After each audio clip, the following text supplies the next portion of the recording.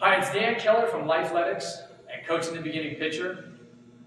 We're talking Chapter 3, which is Coaching Beginning Pitchers.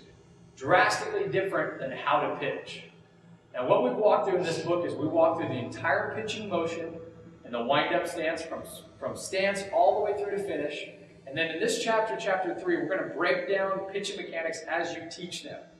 And we teach them from the stretch position. We have a position 1, we have a position 2, we have a position 3. To review those, our stance was 0. 1 is our balance point. 2, power position. And 3, finish position.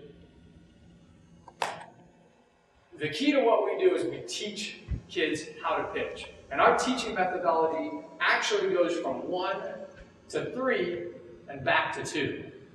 And we believe if we can get an athlete to be strong and balanced at that number 1, which is our balance point, and strong and balanced at that number 3, which is the finish, that allows us to work in between those 2 anchor points. So our teaching methodology is going to be applying rules in a certain pre-described order. 1, 3, 2. Stance position, first we're going to identify a balance point. And we're going to work to make sure that the athlete can hold strong and balanced and execute a couple fundamental rules at that balance point. Then we're going to make sure that they stay with full effort. They're always throwing hard. No fear, not afraid to throw the ball away to hit anybody. And we're going to work to control that finish. So if we're moving hard from a position where we're strong and balanced, and we give it our all, and we can control our finish, we're going to have a good chance of throwing strikes.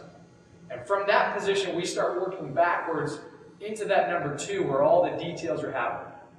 That's the nitty-gritty of how my throwing arm is moving, how my glove arm is moving, exactly what's happening from my 1 into my 2, into my landing. But to step back and talk about coaching beginning pitchers, we're going to make sure that our teaching methodology goes from an anchor point at 1 and an anchor point at 3, which is our finish. And if we can take a kid with decent athleticism and get strength and balance at those points, we can teach him to throw strikes.